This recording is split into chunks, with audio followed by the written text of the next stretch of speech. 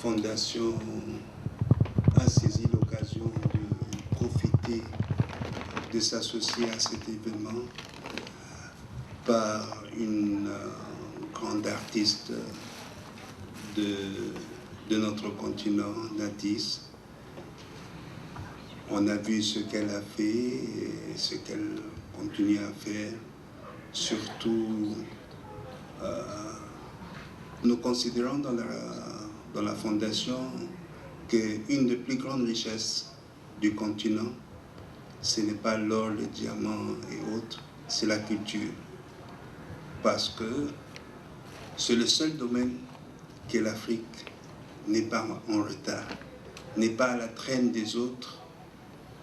Si elle n'est pas égale aux autres, elle est en avance.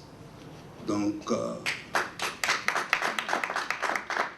nous considérons qu'il faut continuer à promouvoir l'art africain à tous les niveaux, peinture, sculpture, poésie et autres. Raison pour laquelle on s'est associé à cet événement. Je suis arrivé ce matin spécialement pour cet événement parce que ça nous tient à cœur. Et en plus, les bijoux dans notre histoire africaine, c'est quelque chose qui était réservé aux castes, aux hommes. Et pour une fois, quelqu'un qui défie ces hommes-là avec beaucoup de beauté, de tendresse et autres. Donc, on a estimé qu'il faut aider, il faut promouvoir. Et à travers cet art, on fait aussi la promotion de l'Afrique.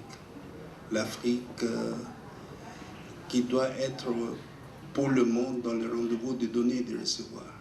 Ce n'est pas l'Afrique uniquement des maladies, des pauvretés, des Ebola, des sida et autres. Non, c'est l'Afrique des beautés, l'Afrique de la peinture, la bijouterie, joaillerie, mode et autres. Raison pour laquelle j'aime beaucoup l'âge. On fait beaucoup de promotions, des manifestations en Côte d'Ivoire, au Congo et ailleurs. C'est la première fois qu'on essaye d'aider une manifestation ici en France.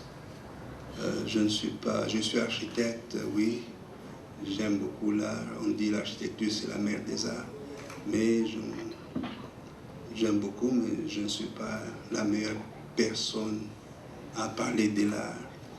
Ce n'est pas vraiment tout à fait mon métier, mais la passion, je l'ai, mais je ne suis pas...